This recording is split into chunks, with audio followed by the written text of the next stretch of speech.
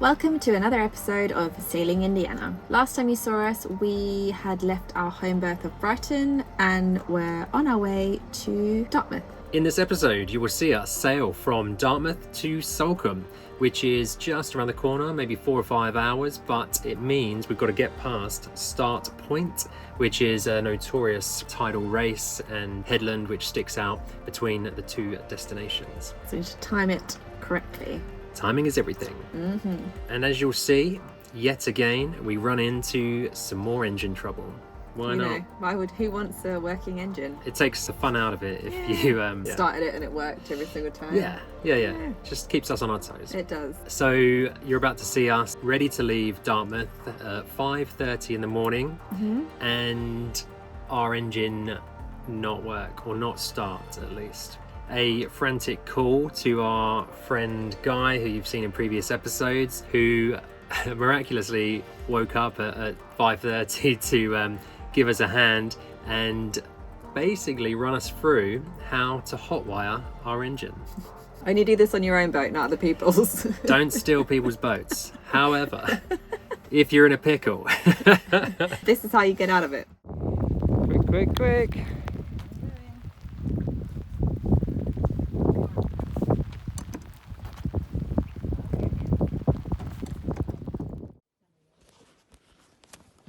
Yeah, give it a go.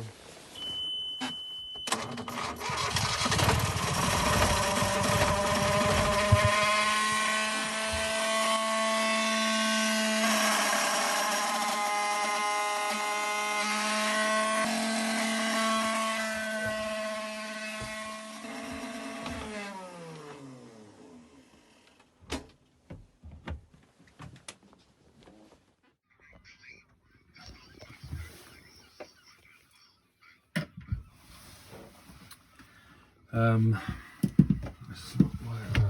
The angle isn't working at least.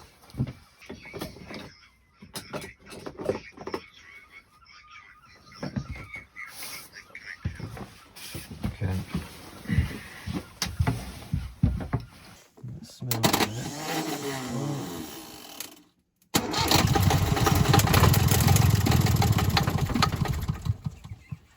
That was better.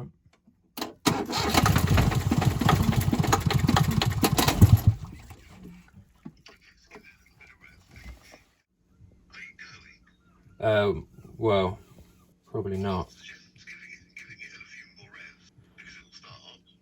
So you've now got the hang of doing it. True. The engine's never stalled, has it?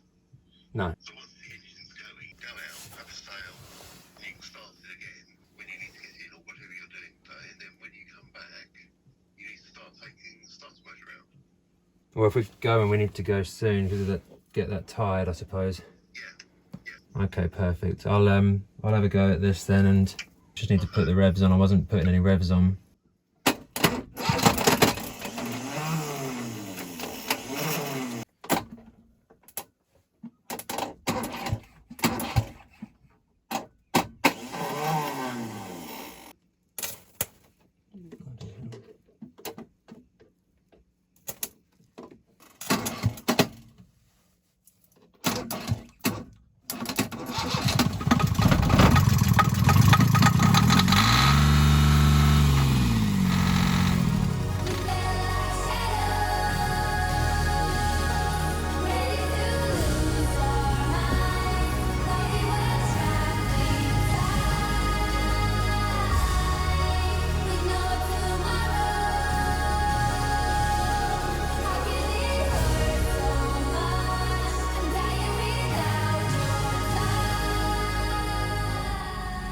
A little bit of a false start this morning. Well, at least the engine had a false start. Yeah, I went to start the engine, and but it sounded to me like it was a starter motor. It just went and then just whizzing, and tried to crank the engine initially, but then it just was whizzing through and just wouldn't stop, so I couldn't turn it off. So I had to isolate the engine. So it was 5:30, and I thought I'd message Guy, who's our very, very good friend and knowledgeable man with all these things, and unfortunately woke him up, but thankfully for us, because you should know it's the solenoid at the top of the starter motor, and you can actually bypass that by just getting a spanner and putting a bridge between the two connectors, and it just turns the engine over. So we weren't sure if we were going to leave because of that, but actually it's only a short trip, and we've said, you know, we need to get around this headland, otherwise we're not going to get around it for a week at least. So there's no issue with the engine itself, that's all fine, it's working perfectly, but just the solenoid. So if we do turn it off to start it, we just need to do it with the spanner. But the trip today is 4 hours, so maybe we'll just leave it in idle or something, I don't know, just as peace of mind. And then guys found on eBay potentially a new one, and he just give us an address when you get there, and I'll get it sent out to you. So you know, again, comes to our rescue. So I think it's Sailing Indiana and Guy, I think, from now on. Yeah, I think so. Yeah, it seems that we can't really do much without him at the moment. Thank you, Guy, as always.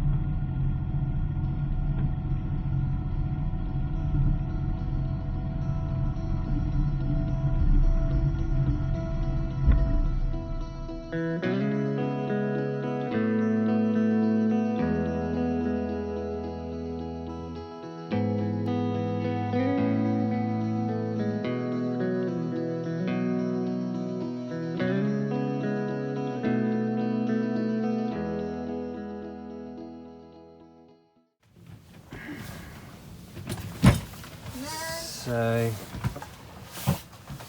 can you show us what's happened? They broke. They're all in the sink because I did try and come down while we were underway because they were everywhere. Look how nice they were. They're all broken.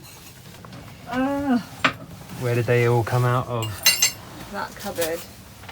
They've just like, one was left in there. There's just one wave like knocked us and it just... It was pretty, yeah, you kind of like picked it, we kind of picked up and then it just dumped us quite an angle downwards. And it was pretty much just one rogue one, so let's get the little broom and sort it out. We'll go into town and we'll get ourselves some lunch, make ourselves feel better. We had a great sail and we survived. We did. Got around start point. Yeah, we did really well around there, so that was good. Yeah, so we've got a lot to be thankful and pleased about. But then in Zulu culture in South Africa, it's actually good luck. It's like new beginnings, so maybe it's a good thing. New beginnings. That's it. Let's go.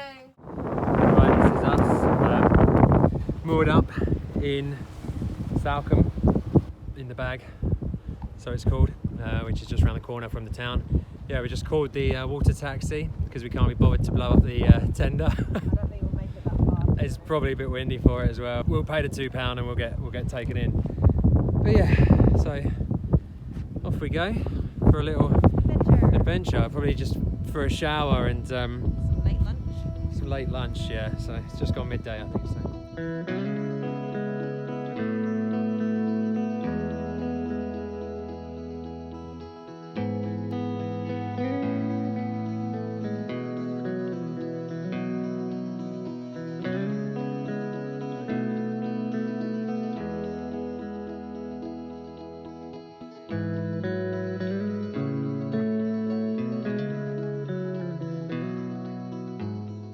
So we've gone for a little walk and we've found the entrance that we came in. I think you could just about see the bar stretching out over here where all those sort of waters are kicking up, and then there's black stone rock or something there that really kicks up a bit of swell over it. So this here is the first thing that you should transit up with if you're coming in here, and you'll stay over onto your port side or the port side of the channel, just to keep away from the bar as much as possible. It's a bit deeper on that side, and I think if you come in on the transit line it should be 000 degrees, and that'll get you in safely.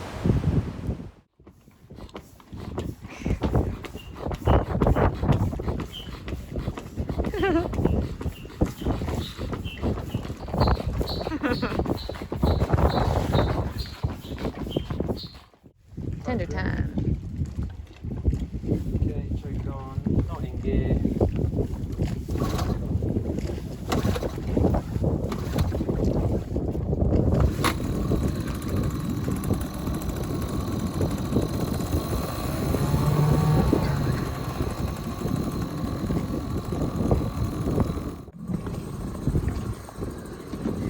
We are off to Kingsbridge.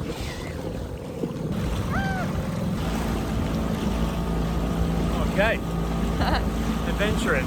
We are off in the little tender to Kingsbridge, so we're going to go up the little river and explore. Excited!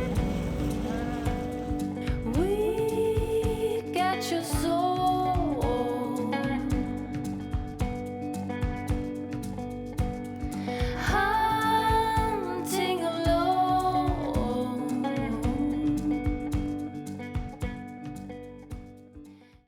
Right, so we're out on the tender today, and we are using Navvy to get us up the river safely.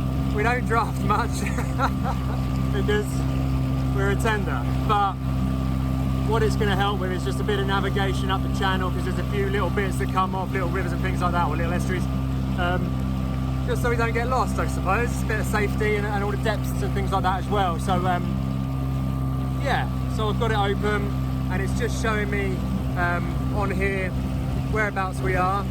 I've just done a navigate to. Obviously it thinks we're in the boat, but we're not, so it's going to try and take us up the narrowest part of the channel. We know at the moment we're on high tide, so we can get up to those other little bits as well. But yeah, it's just going to take us all the way up and in, tell us the depth and tell us where we're going. So yeah, another little key thing to have in your pocket. If you're off the boat, you can still use it, and that's a great feature. Traveling from the deep forest into the sun. In war, there's never an option to run.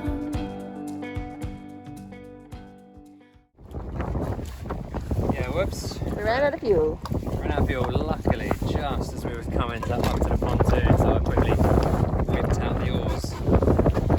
Saved the day. I'm hoping it's just the fuel anyway, plus it's a long row back.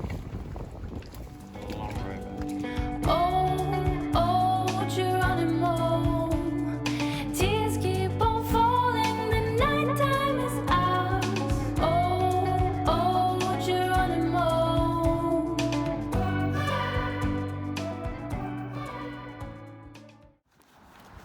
Alright, back on the pontoon. Getting into our, do you mind? Getting into our fowlies because we've got a bit of a wind coming in. So we're going to be into the wind on the way back. And we don't want wet jeans because the water's going to be flicking up over the bow. So, but yeah, tender's still here, so no issues there. So yeah, let's get some fowlies on and get going. Yeah. What's happening? It was splashing in my face. You getting wet? Yeah. Oh man, it's fine.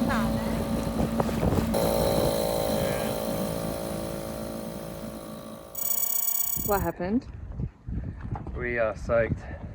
Please, like, I don't know if it even shows. My shoes are absolutely soaked. This is soaked. They just came back in the dinghy. And yeah, both just got absolutely soaked. I reckon my phone's done. You're joking? No, it's not turning up.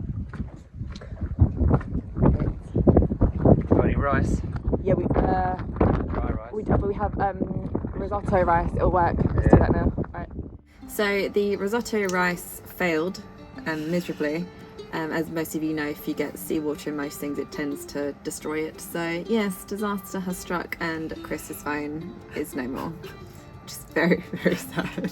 The way there was lovely and the way back was just an absolute nightmare. If anyone would have seen us on the dinghy on the way back, they would have probably been laughing or thinking, what the hell are you two doing? Straight into wind and tide, and we were getting very wet. We were both absolutely soaked, so yeah, phone is no more, which is really annoying. We did lose a little bit of footage as well, so it's a bit frustrating. There's quite a lot of footage that's been lost, actually. Sorry, I was trying to just not, put the knife in. Yeah, there's quite a lot of footage that's been lost from our trip when we left Brighton all the way to this point. So this is why we're doing a few more camera pieces for you, but actually we got some nice feedback on our last episode, so this might be our new sort of format. I think it kind of helps navigate the story. So, maybe in some ways it's a good thing that your phone got lost to sea. Yeah, because definitely didn't have insurance and definitely had to go and buy a new phone outright.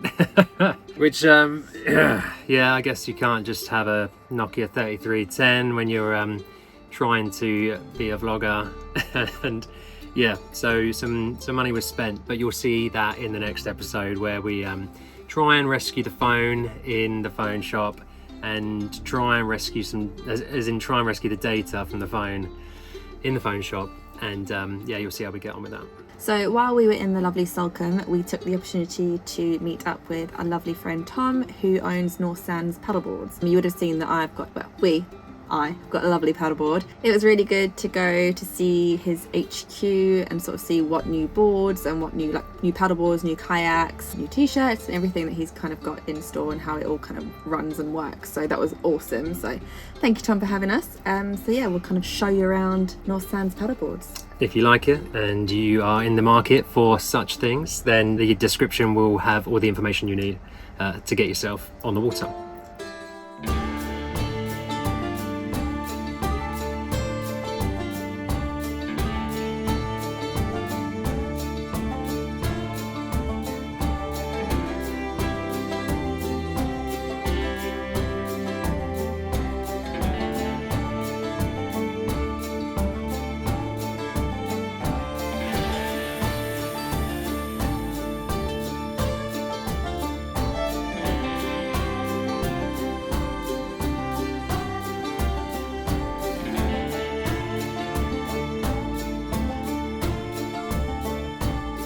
So as we are in Salcombe, we thought we would pay a visit to our friend Tom, who is the owner of NorthSands Paddleboards. We've got a paddleboard from Tom and it's amazing. You might have seen us go out on it a few times already, mainly Lauren because she's obsessed with it. But I can stand up on it. Yeah, and I can't stand up on it. So yeah, yeah. If you're in the market for a paddleboard, then there's no one better to speak to than Tom. And have a look at the NorthSands brand and what they're offering. It's very sustainable. Every board comes with free lessons and also one of these, which is the better way to strap yourself on rather than around the ankle, we've been told. You'll find him online. Maybe we'll put a little link just here and in the description as well. And discount code.